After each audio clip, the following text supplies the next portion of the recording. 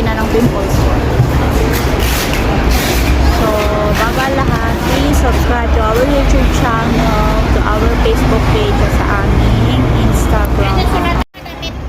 So, ayun nga guys, mag-i-start na kami empake. Ito yung mga ano natin. Lahat yan is empakehin namin. Guys, mag-empake lang kami. Bye for now!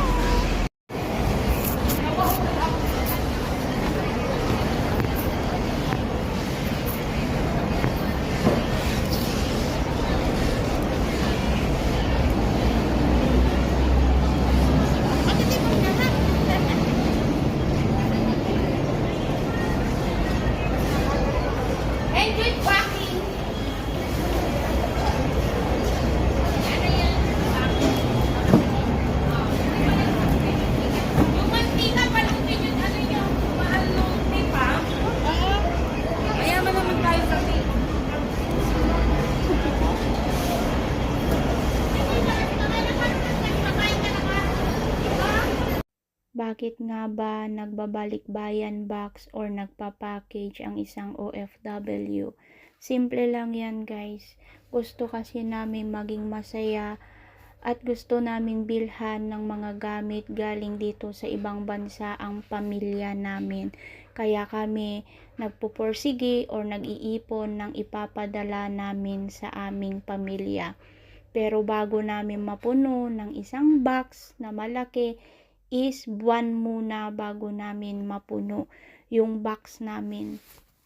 Dahil hindi naman isang beses lang kami bibili ng mga gamit. Dahil syempre yung isang sahod namin hindi naman pwedeng ibili mo lahat para lang sa package. Kaya matagal bago kami makapuno ng box. Napaka-proud namin ni Ma dahil kahit papaano nagbabox na naman kami. Kailan lang nagbox kami nung nandun kami sa Singapore. Ngayon, nandito kami sa Hong Kong. Heto na naman kami. Nag-e-empake na naman kami ng box para sa pamilya namin. Kaya napaka-proud ko din sa mga OFW na nandito din sa bansang Hong Kong dahil hindi sila naglalaan ng kung ano-ano lang para sa mga luho nila, kundi nag-iipon din sila para maipadala din sa pamilya nila sa Pilipinas. Kaya yung mga pamilya ng mga may OFW dito sa abroad, sana pag nakakatanggap kayo ng mga box namin, lagi nyong iisipin bago kayo magbukas or habang binubuksan nyo yung box namin, sana naiisip nyo kung ano ang laman ng aming box. Hindi lang kasi dahil sa gamit yung makikita nyo sa box namin, kundi sana pag nabuksan nyo yung box namin, makita nyo din yung sakripisyo, yung pagod, yung pagtitiis namin para lang mapuno or para lang mabili namin yung mga nilalagay namin dyan sa loob ng box namin na yan. At sana din ma-appreciate nyo yung mga matatanggap nyo or makikita nyo na para sa inyo. At sana sa bawat pamilya namin sa Pilipinas, sana wag nyo ding isipin na hindi naman ninyo kailangan or para saan ba yung mga binibili namin para sa inyo.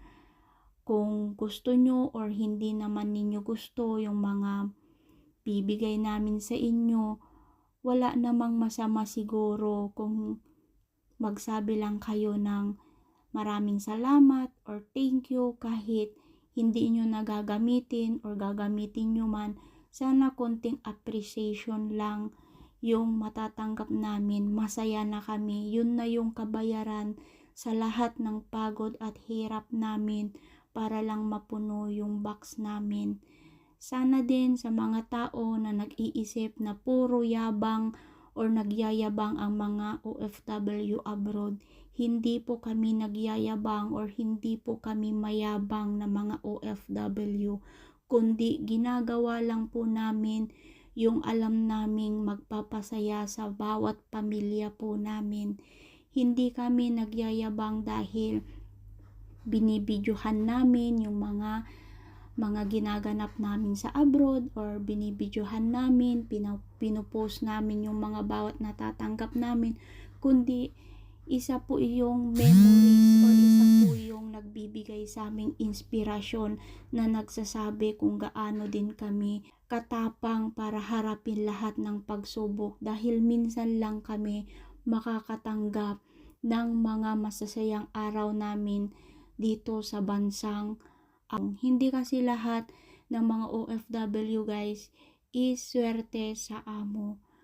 Para sa mga kapwa OFW namin dito sa bansang Hong Kong, laban lang tayo guys, kaya natin yan hanggang dulo, para sa ganon maipanalo natin at mapagtagumpayan natin yung inaasam nating mga pangarap.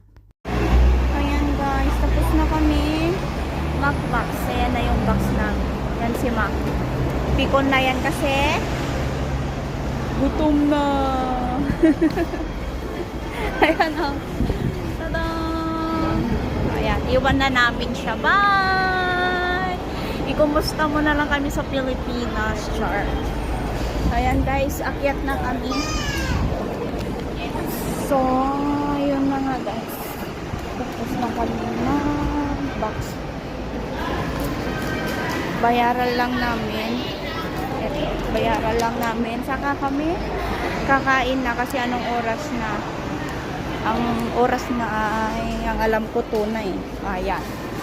2:05 na. So, katatapos lang namin ni Ma. Pupunta na kami doon sa taas. Magbabayad. And then, kakain na kami kasi alam kong pikon na naman si Ma kasi pagod na nga siya mag-empake.